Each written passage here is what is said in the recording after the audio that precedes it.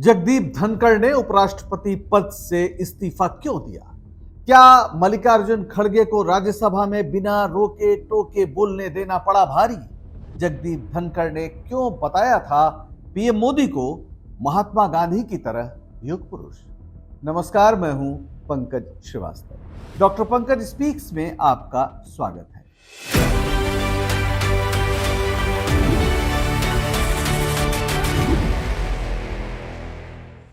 जगदीप धनखड़ अब उपराष्ट्रपति नहीं रहे। उन्होंने सबको चौंकाते हुए 21 जुलाई को मॉनसून सत्र के पहले दिन दोपहर बाद इस्तीफा दी। इस समय देश में यही चर्चा है कि आखिर ऐसा क्यों हुआ, अचानक ऐसा क्यों हुआ। जगदीप धनखड़ ने सरकार के पक्ष में बोलने, विपक्ष को बोलने न देने का रिकॉर्ड बना दिया था। लोग सोच रहे थे कि धनखड़ अगले राष्ट्रपति बन सकते हैं, लेकिन उनकी उपराष्ट्रपति पद की पारी ही पूरी नहीं हो सकी। जगदीप धनखड़ राज्यसभा के सभापति की कुर्सी पर थे।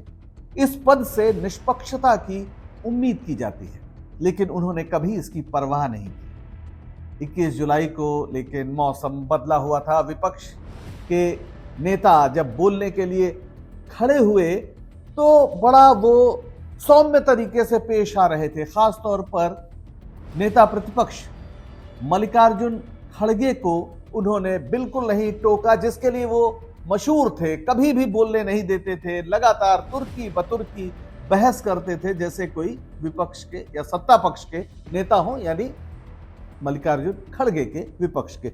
ये कुछ वाक्य हैं, आप खुद सुन लीजिए कि जब बोल रहे थे मल्लिकार्जुन खड़गे राज्यसभा में, तो आखिर जगदीप धनखड़ जी का व्यवहार कैसा था। इन विषयों पे मुझे विषय प्रश्न नहीं है। ये पहलगांव एंड ऑपरेशन सिंदूर के बारे में आपने जो दुनिया को बताया, हमको बताया, हिंदुस्तान के लोगों को बताया, उसकी बात कर रहा हूं। हमारे को इंफॉर्मेशन तो देना चाहिए। हमारे से तो आपने मदद ली। और दूसरी चीज सर, अमेरिका के राष्ट्रपति ट्रंप 24 बार उन्होंने, बाद में सफाई, 24 बार उन्होंने कहा मेरे इंटरफियरेंस से मैं समझौता किया, तभी ये युद्ध थामा ना, ये युद्ध स्टॉप जो हुआ मेरे वजह से हुआ। अरे देश, जाहिर है मल्लिकार्जुन खड़गे उस विषय पर बोल रहे थे जो प्रधानमंत्री नरेंद्र मोदी और उनके रणनीतिकार बिल्कुल नहीं चाहते थे कि बोला जाए, और ये सारी बातें संसदीय रिकॉर्ड का हिस्सा बने। यानी ऑपरेशन सिंदूर में सरकार बार बार दावे कर रही है सफलता का, और यहां पर सवाल उठ रहे हैं। मॉनसून सत्र के पहले प्रधानमंत्री मोदी ने संबोधित किया था मीडिया को। जी हां, वो संबोधित ही करते हैं। सवाल जवाब करने की हिम्मत या प्रेस कॉन्फ्रेंस का सामना करने की हिम्मत तो 11 साल में वो आज तक नहीं दिखा पाए। तो उन्होंने हमेशा की तरह एकालाप किया, बताया कि मानसून सत्र विजय उत्सव है। पूरी दुनिया ने भारत की सैन्य शक्ति का पराक्रम देखा है। ऑपरेशन सिंदूर में भारतीय सेना ने जो लक्ष्य निर्धारित किए थे उन्हें 100% प्राप्त किया गया। आतंकियों के आकाओं के घरों को 22 मिनट में जमींदोज कर दिया गया। निश्चित ही भारत की सेना कमाल की है, बेहद शक्तिशाली। लेकिन कुछ ऐसी सच्चाइयां भी हैं जिनसे अब मुंह नहीं मोड़ा जा सकता, और खड़गे जी ने अपने भाषण में वही सब बोल दिया। उन्होंने बताया कि आतंकियों का तो आज तक पता ही नहीं चला। किन्होंने पहलगाम में 26 बेगुनाहों की जान ली, वो कौन थे, उनका नाम तक नहीं पता। उन्होंने देश के कुछ बड़े सैन्य अफसरों का भी जिक्र किया जिन्होंने माना है कि हमारे यानी भारत के कुछ जेट ऑपरेशन सिंदूर के दौरान गिर गए थे। और सबसे बड़ी बात, खड़गे जी ने अमेरिका के राष्ट्रपति ट्रंप का भी नाम ले लिया कि 24 बार उन्होंने ये बात कही है कि उनके दबाव के कारण सीज फायर हुआ। ट्रंप ने खुलकर कहा है, बार बार कहा है कि भारत और पाकिस्तान को उन्होंने ट्रेड बंद करने यानी व्यापार बंद करने की धमकी दी, वरना दोनों के बीच परमाणु युद्ध हो जाता। ये भारत की संप्रभुता और इसके रिकॉर्ड को देखते हुए बेहद अपमानजनक टिप्पणी है और प्रधानमंत्री नरेंद्र मोदी ने एक बार भी इसका खंडन नहीं किया। जाहिर है नेता प्रतिपक्ष मल्लिकार्जुन खड़गे ने इस मुद्दे को, वैसे चर्चा है कि कुछ दिन पहले से ही कुछ तलखियां हुई हैं, किन विषयों को लेकर हुई हैं ये बाद में सामने आएगा, लेकिन बेहद चौंकाते हुए खड़गे जी को जगदीप धनखड़ जी ने बिल्कुल नहीं रोका। ये वही जगदीप धनखड़ है जिन्होंने प्रधानमंत्री मोदी की तुलना जानते हैं किससे की? महात्मा गांधी से। आप यकीन नहीं करेंगे, इसलिए पहले खुद सुन लीजिए क्या कहा था माननीय जगदीप धनखड़ ने।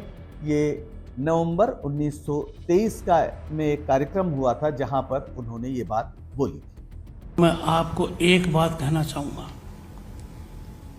पिछली शताब्दी के महापुरुष महात्मा गांधी थे, इस शताब्दी के युग पुरुष नरेंद्र मोदी हैं, इस शताब्दी के युग पुरुष नरेंद्र मोदी हैं। महात्मा गांधी जी ने सत्याग्रह और अहिंसा से हमें अंग्रेजों की गुलामी से छुटकारा दिलाया। भारत के यशस्वी प्रधानमंत्री श्री नरेंद्र मोदी जी ने देश को उस रास्ते पर डाल दिया जिस पर हम सदैव देखना चाहते थे।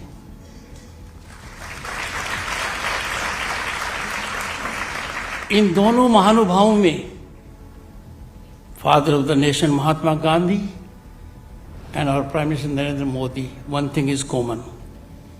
They have reflected with respect to Srimad Rajchandra ji.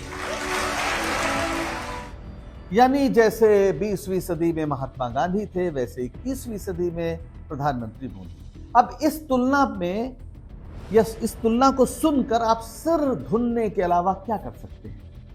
लेकिन चाहे जितनी आलोचना हुई हो, धनखड़ जी ने ऐसे तमाम बयान दिए हैं, कभी आलोचना की परवाह नहीं की और मोदी राज में आगे बढ़ते गए। लगातार वो मोदी जी की कृपा उनको मिलती रही क्योंकि वो बयान लगातार इसी तरह देते रहे, सरकार के प्रवक्ता की तरह बोलते रहे।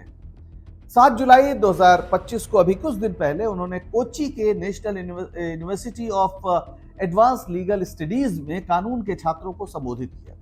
उन्होंने वहां भी कुछ ऐसा कहा जो तो सरकार भी जो नहीं कहती है। उन्होंने कहा कि मैं हैरान हूं कि सीबीआई निदेशक जैसे कार्यकारी अधिकारी की नियुक्ति में भारत के मुख्य न्यायाधीश भाग लेते हैं। कार्यकारी नियुक्ति कार्यपालिका के अलावा किसी और का उसमें हस्तक्षेप क्यों हो? यानी ये सिर्फ कार्यपालिका या सरकार को करना चाहिए। उन्होंने कहा कि क्या यह संविधान के तहत हो सकता है? क्या दुनिया में कहीं और होता है? अब उनको कौन बताए, हालांकि उन्हें पता होगा कि यह व्यवस्था 1990 के दशक से चल रही है। सुप्रीम कोर्ट का एक फैसला हुआ था जिसे विनीत नारायण केस कहा जाता है 1998 का। उसके बाद ये परंपरा शुरू हुई ताकि सीबीआई की स्वायत्तता सुनिश्चित हो और कार्यपालिका का दबाव थोड़ा कम। तो माननीय धनखड़ जी ने इस व्यवस्था को न्यायिक अतिक्रमण बता दिया। जाहिर है सरकार ये सुनना चाहती थी, सरकार ये चाहती है कि इस तरह से बोला जाए और उसको सारे अधिकार मिले। जैसे अभी उसने चुनाव आयुक्त की नियुक्ति का अधिकार अपने पास रख लिया, हालांकि सुप्रीम कोर्ट ने कहा था कि इसमें एक चीफ जस्टिस को भी रखना चाहिए, लेकिन अब नहीं है। दिसंबर 2023 में जब 140 सांसदों का निलंबन हुआ तो राज्यसभा में भी निलंबित हुए सांसद धनखड़ जी ने विपक्षी सांसदों को निलंबित कर दिया। ये एक अभूतपूर्व घटना थी। 140 सांसद निलंबित हुए थे। लोकतंत्र का मतलब क्या रह जाएगा? इसी तरह चाहे मणिपुर हिंसा हो, ऑपरेशन सिंदूर हो या ऐसे तमाम मुद्दे विपक्ष ने जब नोटिस दिया, खड़गे जी ने, अरे माफ करिएगा, धनखड़ जी ने खारिज कर दिया। ऐसा लगता था कि हमेशा वो सरकार की ही बात करेंगे। वे राष्ट्रीय नियुक्ति जो न्यायिक नियुक्ति आयोग है, आयोग की बात थी NJAC, उसको सुप्रीम कोर्ट ने रद्द किया था। आज तक वो उसकी आलोचना करते हैं। ये सरकार भी यही चाहती है क्योंकि वो लाई थी, वो आयोग बनाना चाहती थी, तो उपराष्ट्रपति लगातार उसकी आलोचना करते और उन्हें उपराष्ट्रपति बनाए ही इसलिए गया था क्योंकि उन्होंने पहले पश्चिम बंगाल में अपनी लॉयल्टी साबित कर दी थी। पश्चिम बंगाल के राज्यपाल बनाए गए तो मुख्यमंत्री ममता बनर्जी को परेशान करने में उन्होंने कोई कसर नहीं छोड़ी। वे 30 जुलाई 2019 से 17 जुलाई 2022 तक पश्चिम बंगाल के राज्यपाल रहे। वहां पर विश्वविद्यालयों में नियुक्ति को लेकर विवाद था। धनखड़ ने ममता सरकार पर विश्वविद्यालयों में कुलपतियों की नियुक्ति में अनियमितता का आरोप लगाया और फिर 2020 में जादवपुर यूनिवर्सिटी और कलकत्ता यूनिवर्सिटी की नियुक्तियों को गैर कानूनी बता दिया और केंद्र सरकार को रिपोर्ट भेज दी। कानून व्यवस्था पर पश्चिम बंगाल की लगातार एक विपक्षी नेता की तरह वो टिप्पणी करते रहे। बार बार 2021 में उन्होंने बंगाल में चुनाव के बाद जो हिंसा हुई उसकी तुलना संस्थागत अराजकता से की और इसे उस समय ट्विटर होता था, अब जो एक्स हो गया, उस पर सार्वजनिक रूप से लिखा, जिससे ममता सरकार बहुत नाराज हो गई और ममता बनर्जी ने इसे नैतिक और अपमानजनक बताया। फिर उन्होंने जो जनवरी 2022 में धनखड़ जी को ट्विटर पर ब्लॉक कर दिया, यानी एक मुख्यमंत्री राज्यपाल को ब्लॉक कर रहा, ये कहते हुए कि रोजाना उनकी आलोचना वो करते थे। एक दिन रात में कैबिनेट की बैठक बुलाने का ऐलान कर दिया धनखड़ जी ने, रात 2 बजे। ममता बनर्जी जाहिर है भड़क गई, इसे अनुचित बताया। तो लगातार ममता बनर्जी की सरकार से वो तनावपूर्ण स्थिति को बनाए रखे हुए थे और शायद उनकी इन्हीं सेवाओं से प्रसन्न होकर उन्हें दिल्ली बुला लिया गया। आखिर ऐसा क्या हुआ जिसकी वजह से उन्हें उपराष्ट्रपति पद से इस्तीफा देना पड़ा? निश्चित ही स्वास्थ्य वो कारण नहीं हो सकता जिसका हवाला दिया गया है। औपचारिक रूप से न सरकार कुछ बोल रही है और न ही धनखड़ जी ने कोई ऐसा कारण बताया है जिससे आप कुछ अंदाजा लगा सकें। लेकिन जिस तरह से वो बोलने के लिए मशहूर है, बहुत दिनों तक ये राज छुपा नहीं रह पाएगा। जगदीप धनखड़ राजनीति के नेपथ्य में थे, बीजेपी उन्हें सामने ले आई, उनका सितारा इसी दौर में चमका। लेकिन पहली बार वे लोकसभा जनता दल के टिकट से पहुंचे थे।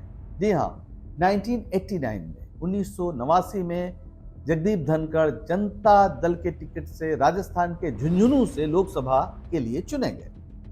फिर 90-91 में चंद्रशेखर की सरकार जब बनी तो वो संसदीय कार्य राज्य मंत्री थे। तब उनकी छवि एक समाजवादी नेता की थी। वैसे 93 से 98 तक वे राजस्थान विधानसभा में किशनगढ़ से विधायक भी थे।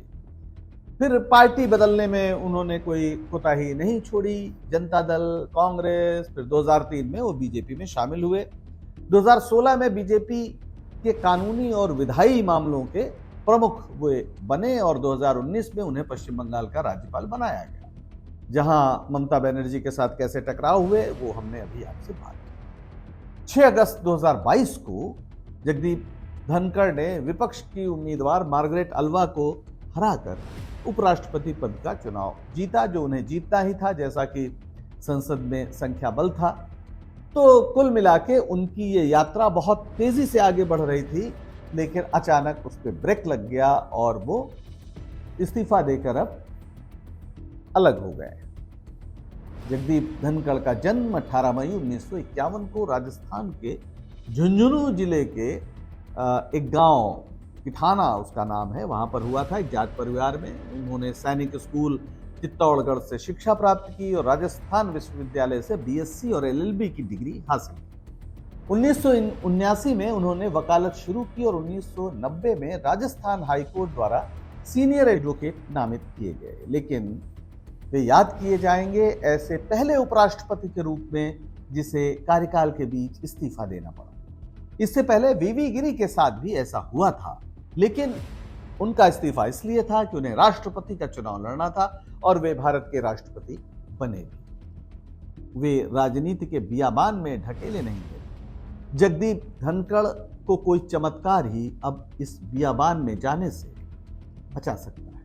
आने वाले दिनों में क्या होगा उस पर हम भी नजर रखेंगे और आप भी नजर रखिए। लेकिन एक सवाल तो है कि आखिर चापलूसी की सारी इंतहा पार करने के बावजूद अगर धनखड़ जी अपने पद पर बने नहीं रह सके तो ये बताता है कि आदमी के अंदर रीढ़ होना कितना जरूरी है। आज के लिए बस इतना ही। अब दीजिए पंकज श्रीवास्तव को इजाजत, और अगर आपको डॉक्टर पंकज स्पीक्स के वीडियो पसंद आ रहे हो लाइक करें, शेयर करें और सब्सक्राइब करें। आप सब्सक्राइब करते हैं तो हमारा हौसला बढ़ता है। नमस्कार।